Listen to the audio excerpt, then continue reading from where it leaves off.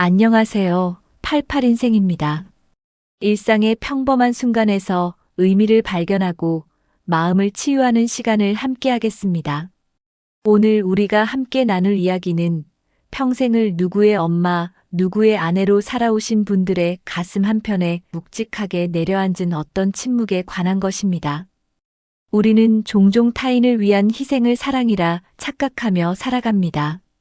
나의 시간, 나의 열정, 심지어 나의 존엄까지 깎아내어 가족이라는 울타리를 단단히 다지려 애쓰지요.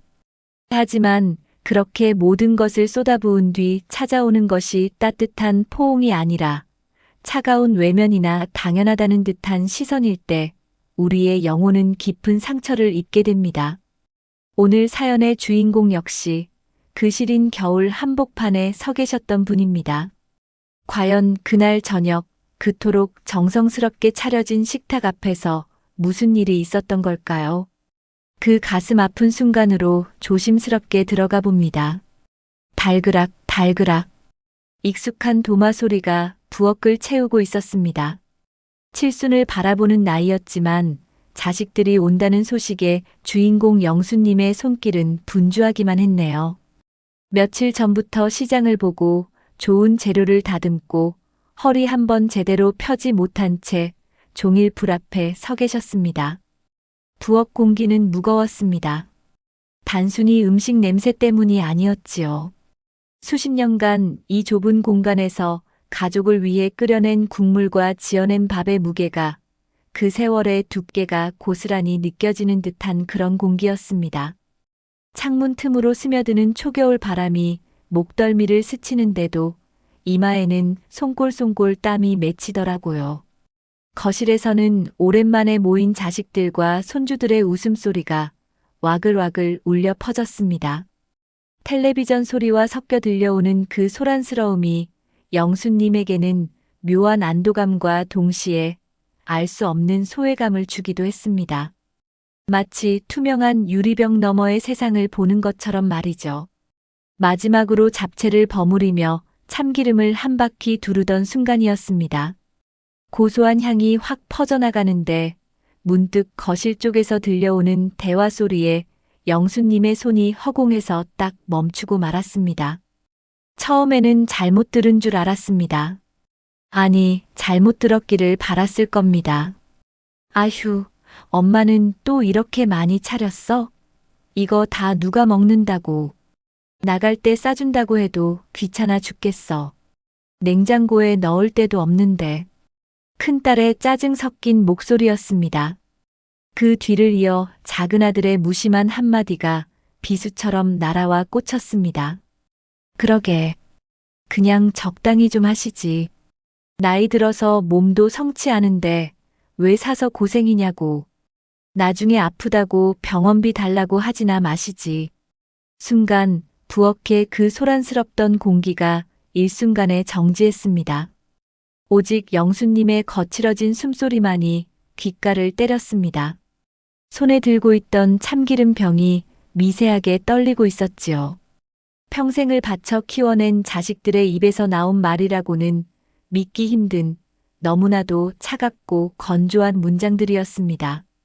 그 말들은 단순히 음식 타박이 아니었습니다. 영수님의 지난 삶 전체를 부정하는 듯한 존재 가치를 송두리째 흔드는 폭력과도 같았습니다. 그날 저녁 식탁, 김이 모락모락 나는 따뜻한 밥상 앞에서 영수님의 가슴은 시퍼렇게 멍들고 있었습니다. 도대체 그날 이 가족에게는 무슨 일이 있었던 걸까요? 그리고 영수님은 이 무너져 내리는 마음을 안고 어떻게 그 시간을 견뎌내셨을까요? 지난 수십 년간 당신의 뼈를 깎고 살을 발라 가족이라는 재단 위에 바쳤던 그 뜨거웠던 사랑이 한순간에 부정당하고 싸늘하게 식어버리는 순간이었지요. 참 이상하고도 슬픈 일입니다. 우리는 왜 가장 사랑하는 존재에게서 가장 깊은 상처를 받게 되는 걸까요? 영수님이 겪은 이 기막힌 상황은 사실 우리 주변에서 너무나 흔하게 목격되는 비극이기도 합니다. 평생을 주는 사람으로 살아온 이들이 노년에 마주하게 되는 서글픈 성적표 같은 것이죠. 자식들이 나빠서 그런 모진 말을 뱉었을까요? 꼭 그렇지만은 않을 겁니다. 그들 역시 각자의 삶이 버겁고 부모의 넘치는 사랑이 때로는 부담으로 다가왔을지도 모릅니다. 하지만 그렇다 하더라도 그 말이 영수님의 영혼에 새겨놓은 생채기는 결코 정당화될 수 없습니다. 부엌이라는 그 고립된 섬에서 홀로 감내해야 했던 그 수많은 시간과 노동의 가치가 귀찮은 짐이나 미련한 고생으로 폄하될 때 탄 인간의 존엄은 바닥으로 곤두박질치고 맙니다.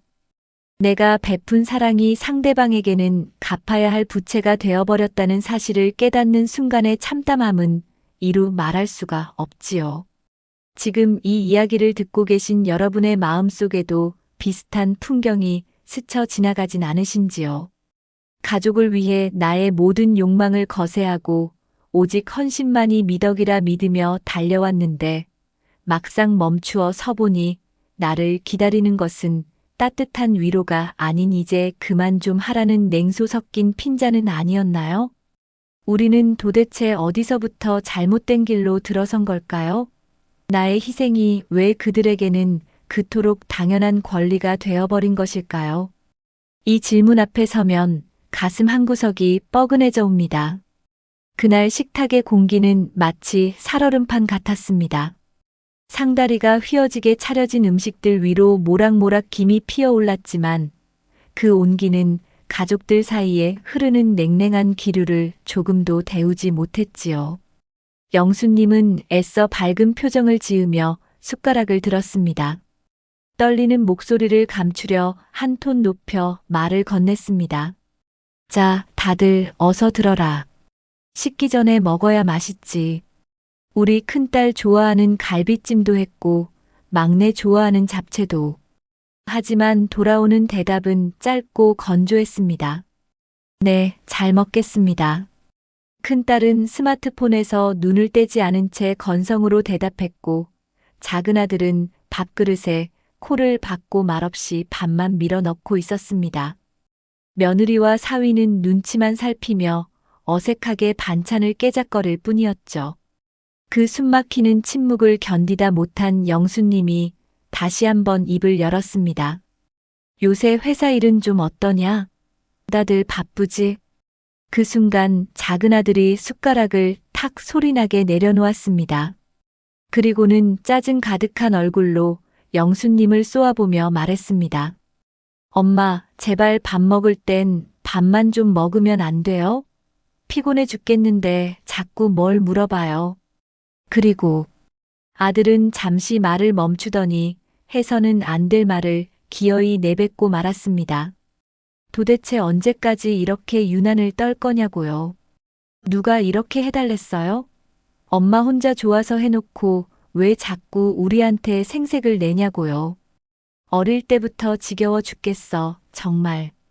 순간 영수님의 머릿속이 하얗게 비어버렸습니다.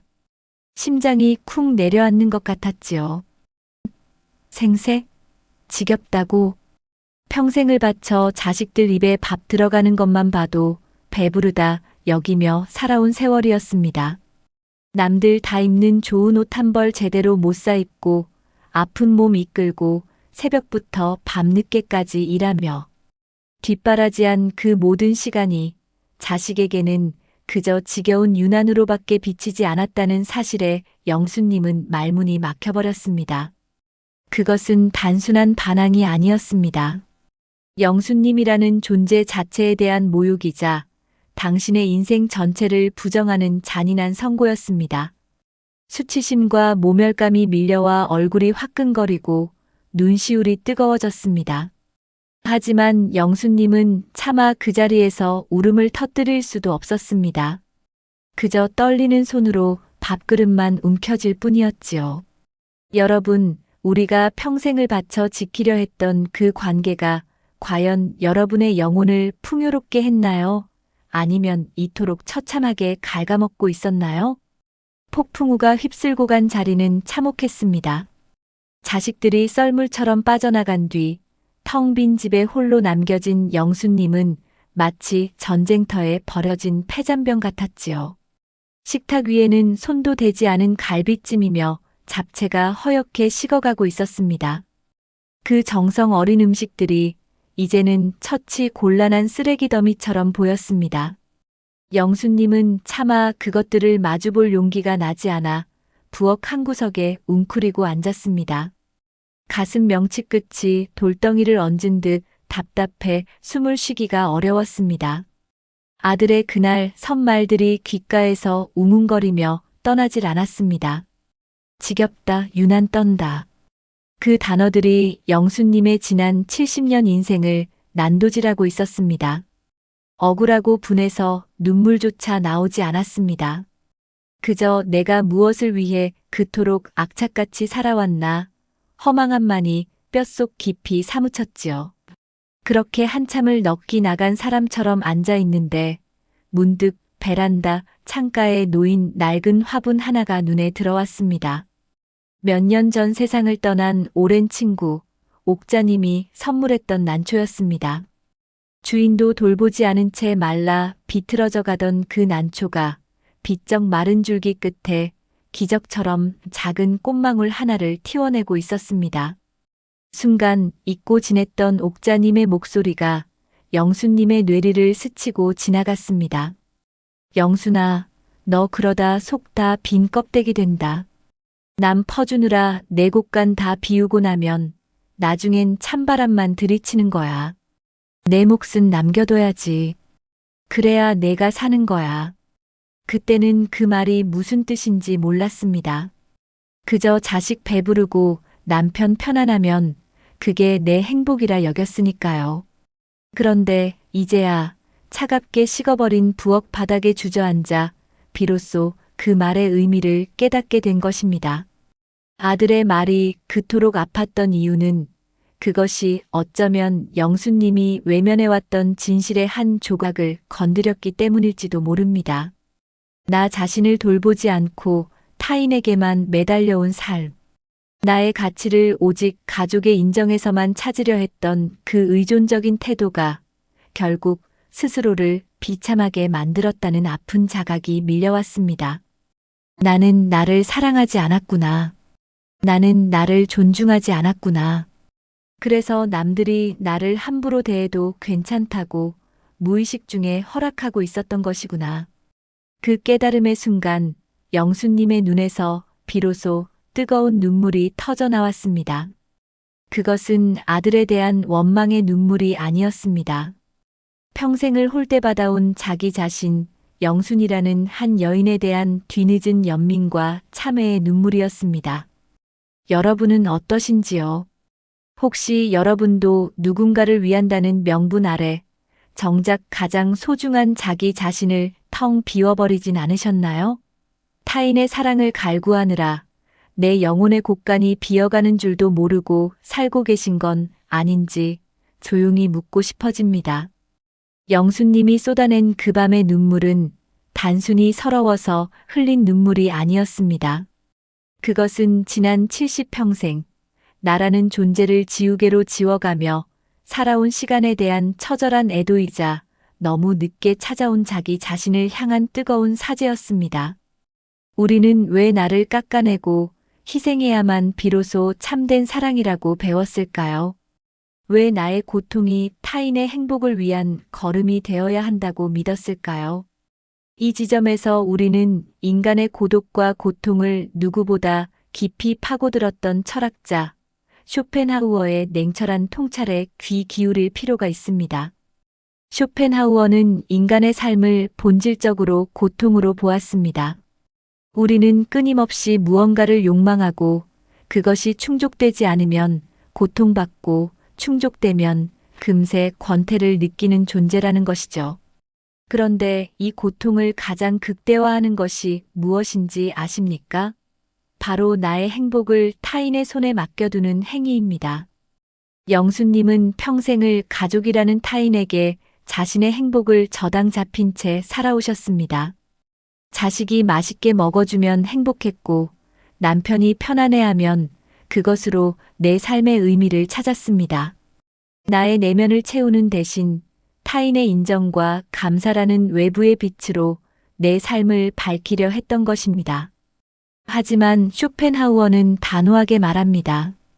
우리 불행의 가장 큰 원인은 타인에게서 나의 가치를 찾으려는 데 있다. 라고요.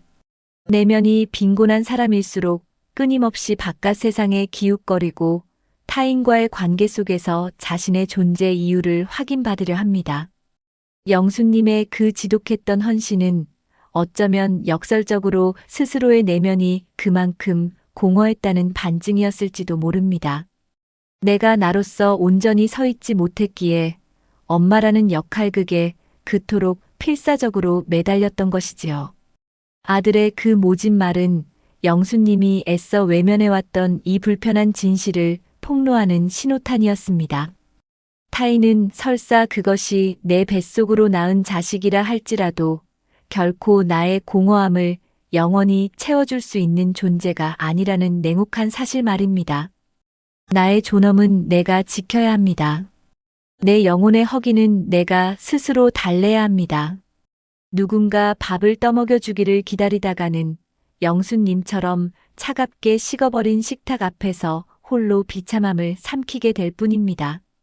그날 밤 영수님이 부엌에서 마주한 것은 칠흑 같은 어둠이 아니라 그 어둠 속에서 비로소 선명하게 빛나기 시작한 자기 자신의 초라한 그림자였습니다. 인정하고 싶지 않았던 진실을 마주한 순간 비로소 치유의 문이 열린 것입니다. 우리는 흔히 희생을 아름다운 미덕으로 포장하곤 합니다. 하지만 나의 존재를 지워가며 바치는 일방적인 희생은 결국 나 자신을 병들게 하고 관계마저 파괴하는 독이 될 뿐입니다. 영수님은 평생 자신을 가족의 행복을 위한 수단으로 여겨왔습니다. 내가 힘들어도 가족이 좋으면 됐다고 스스로를 속여왔던 것이지요. 여기서 우리는 철학자 니체의 불꽃 같은 외침을 기억해야 합니다. 니체는 우리에게 끊임없이 질문을 던집니다. 너는 내 삶의 주인인가 아니면 타인이 만들어 놓은 무대 위의 배우인가? 니체는 남들이 정해놓은 도덕이나 가치관에 맹목적으로 따르는 삶을 경계했습니다. 엄마니까 당연히 희생해야지, 아내니까 참아야지라는 세상의 요구에 순응하며 나를 잃어버리는 것을 그는 노예의 삶과 다를 바 없다고 보았습니다. 영수님이 아들의 말에 그토록 무너져 내렸던 것은 지난 세월 자신이 충실히 연기해온 희생적인 어머니라는 역할이 부정당했기 때문입니다. 내 삶의 주도권을 아들에게 쥐어주었기에 아들의 한마디에 내 인생 전체가 흔들려 버린 것입니다. 니체는 말합니다. 너 자신이 되어라. 이 짧은 문장 안에는 엄청난 삶의 무게가 담겨 있습니다. 더 이상 누군가의 엄마, 누군가의 아내라는 이름 뒤에 숨지 말고 나라는 고유한 존재로 당당하게 서라는 명령입니다. 내 삶의 가치를 타인의 저울에 달아 평가받으려 하지 말고 나 스스로 나의 가치를 입법하고 창조해내는 주인이 되라는 것입니다. 이제 영수님에게 필요한 것은 타인을 향한 원망이 아니라 자기 자신을 향한 건강한 이기심입니다. 나를 먼저 사랑하고 나를 먼저 돌보는 것. 그것이 결코 죄가 아님을 깨닫는 용기가 필요합니다. 내가 바로 서야 세상도 바로 보이고 내가 행복해야 진정으로 타인을 사랑할 수 있는 여유도 생기는 법이니까요. 니체는 너 자신이 되라고 외쳤지만 70평생을 누군가의 그림자로 살아온 이에게 그 주문은 너무나 막막하고 거대한 숙제처럼 느껴질 수 있습니다. 당장 내일 아침 눈을 떠서 무엇부터 시작해야 할지 막막한 것이 당연하지요. 영수님도 그러셨을 겁니다. 나를 사랑한다는 것이 구체적으로 어떤 것인지 평생 가족을 사랑하는 법만 훈련해온 영수님에겐 낯선 외국어처럼 들렸을 테니까요. 여기서 우리는 삶의 지혜가 담긴 세 번째 열쇠를 꺼내야 합니다. 그것은 바로 건강한 거리두기와 고독의 재발견입니다. 우리는 그동안 가족이라는 이유로 너무 밀착되어 살아왔습니다. 서로의 경계가 허물어져 내 감정이 내 감정이 되고 내 기대가 내 짐이 되는 관계 속에서 서로를 질식시켜 왔는지도 모릅니다. 아들의 짜증이 영수님의 가슴을 후벼 팠던 것도 결국 그 심리적 거리가 너무 가까웠기 때문이지요. 이제 필요한 것은 약간의 공간입니다. 자식들의 삶에서 한 발짝 물러나 그들의 문제와 감정을 나의 것으로 떠안지 않는 연습이 필요합니다. 그들이 짜증을 내든 밥을 남기든 그것은 그들의 몫으로 남겨두는 냉정함이 역설적이게도 서로를 지키는 울타리가 되어줍니다.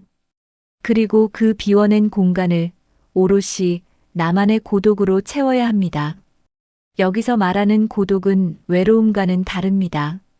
심리학에서는 이를 창조적 고독이라 부르기도 합니다. 외부의 소음을 차단하고 오직 내면의 목소리에 귀 기울이는 시간.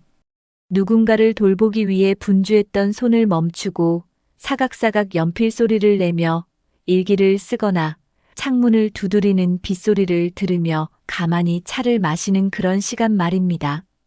영수님이 그토록 두려워했던 혼자 남겨지는 시간이 사실은 진짜 나를 만날 수 있는 가장 귀한 선물이었음을 깨닫는 과정이 필요합니다. 내가 나의 고독을 즐길 줄 알아야 타인과 함께 있을 때도 건강하게 존재할 수 있는 법이니까요.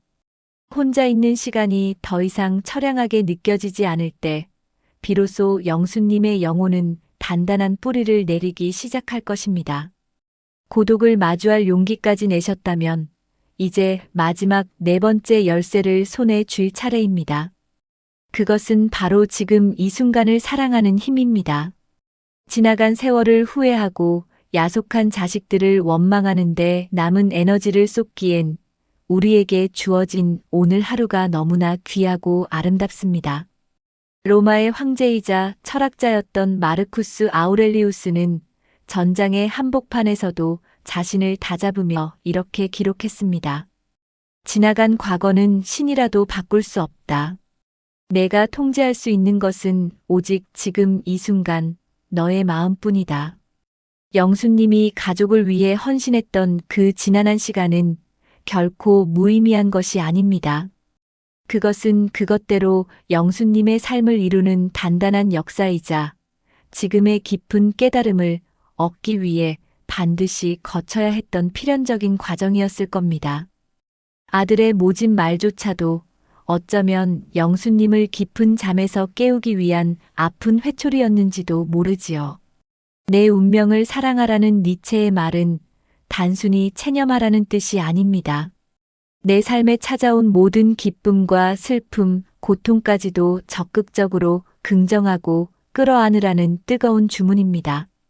그 고통 덕분에 비로소 진짜 나를 찾을 기회를 얻었으니까요. 이제 영수님은 거창한 행복을 찾아 헤맬 필요가 없습니다.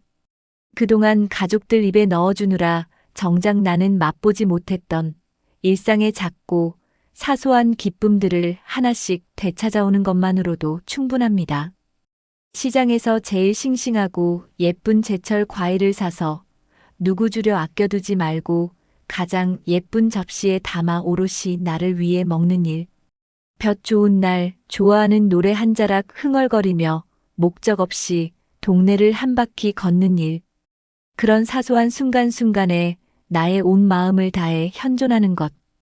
그것이 바로 노년의 삶을 가장 품격 있고 풍요롭게 만드는 비결입니다. 내 인생의 황혼역을 가장 아름다운 노을빛으로 물들이는 것은 결국 타인의 시선이 아니라 나 스스로 나에게 선물하는 오늘의 작은 만족감이니까요. 시간이 흘러 다시 계절이 바뀌었습니다. 영수님의 부엌 창가에도 따스한 햇살이 길게 들이우는 오후네요.